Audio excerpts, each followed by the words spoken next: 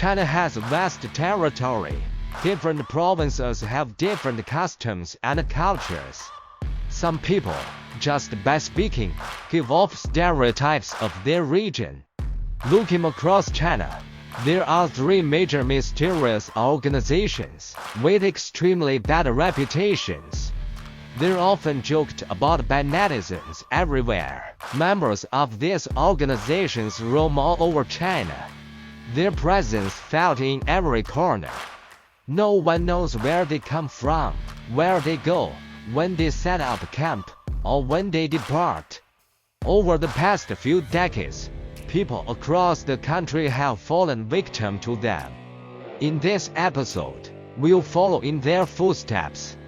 To get to know these three major mysterious organizations, the Unveiling repair gang can be seen on streets across China. You might spot vans or trucks with license plates starting with as which represent Bazhou City, Anhui Province. These vehicles have one thing in common.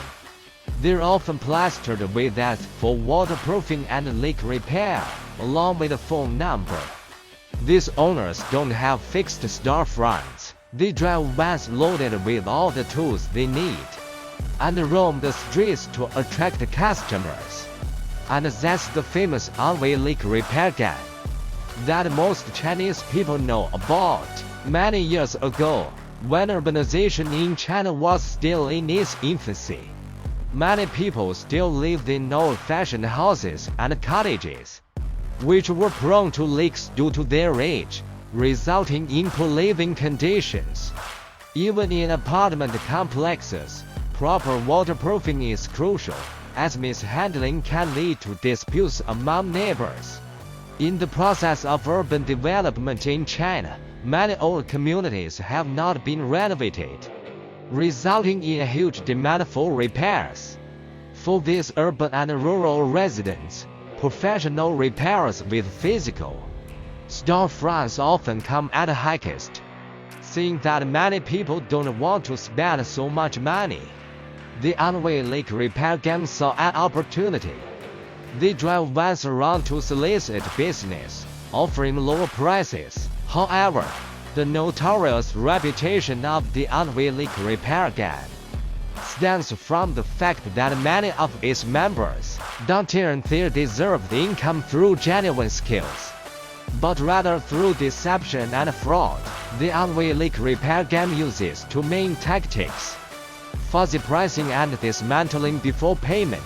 For example, a typical bedroom waterproofing project usually costs around 5,000 人民币, but the Unveiling repair gang might a fair low price of 100 人民币. To attract customers, once on site, they claim to offer a free inspection and dismantle the entire bathroom. In traditional Chinese rural areas, people often find it hard to refuse. After the space is dismantled and various leak issues are pointed out, at this point, the Unveiling repair gang begins various modifications. When it's time to pay the bill, the final amount often exceeds 1,000 人民币. What was originally quoted as 400 人民币turns out to be the price per square meter.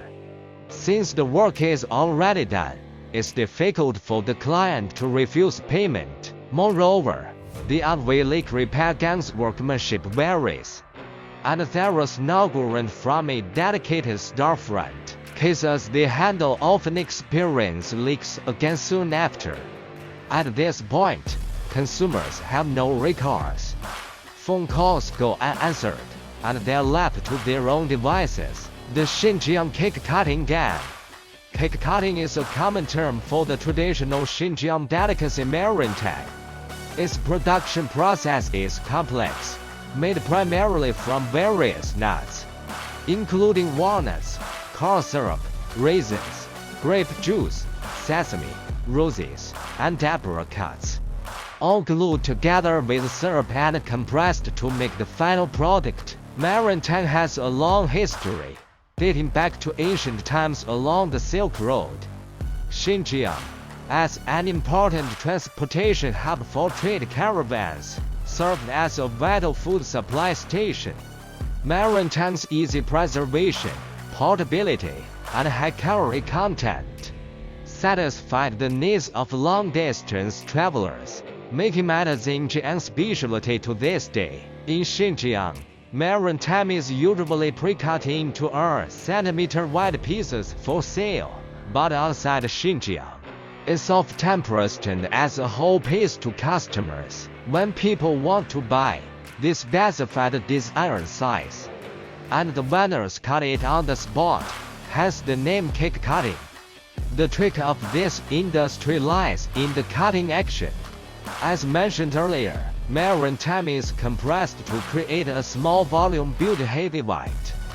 Since these foods are usually sold by weight, first-time buyers often underestimate the selected price. When purchasing maritime, vendors indicate to customers to gesture the desired size.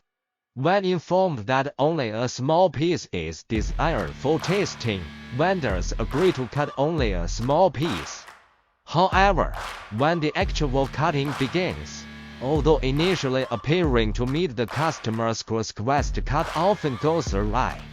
Even if the buyer urgently asks to stop, vendors often ignore and continue until the entire cake is cut, resulting in nippy swing. Over half a kilogram, the weight often exceeds several hundred renminbi, leaving the deceived customer with no choice but to pay. Even if they want to argue with the vendor, it's challenging to get a verbal battle. These cake cutting gangs often act in groups.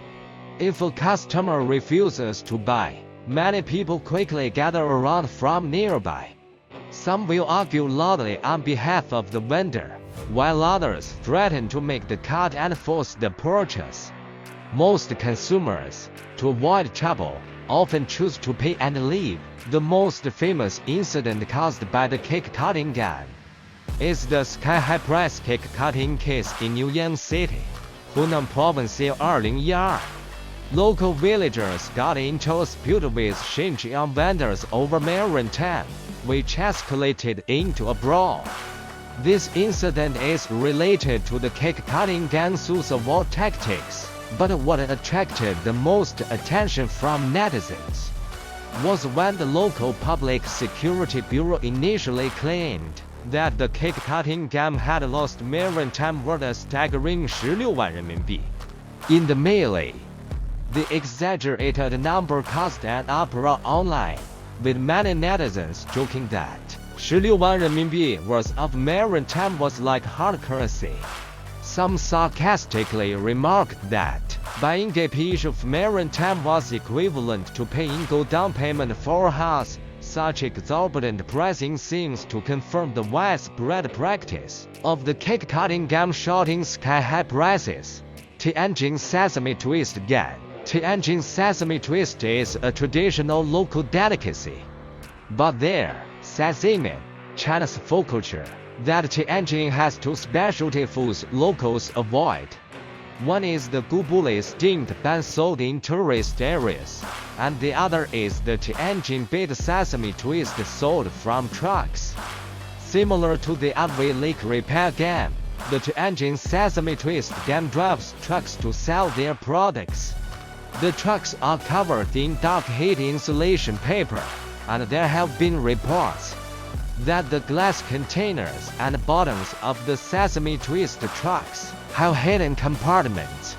Since then, many have claimed that these Sesame Twist gangs are actually human traffickers, on spies collecting information in secret from various regions, and selling Sesame Twists is just a cover. Such rumors have spread widely online, and in recent years, many netizens have launched tracking Tianjin-based Sesame Twist activities, spontaneously tracking the gang's vehicles, in hopes of uncovering the truth. However, as of now, no meaningful evidence has been found to support these allegations. Alright, that's it for this episode. If you're interested in this topic, feel free to share your thoughts in the comments below. See you in the next episode. Goodbye.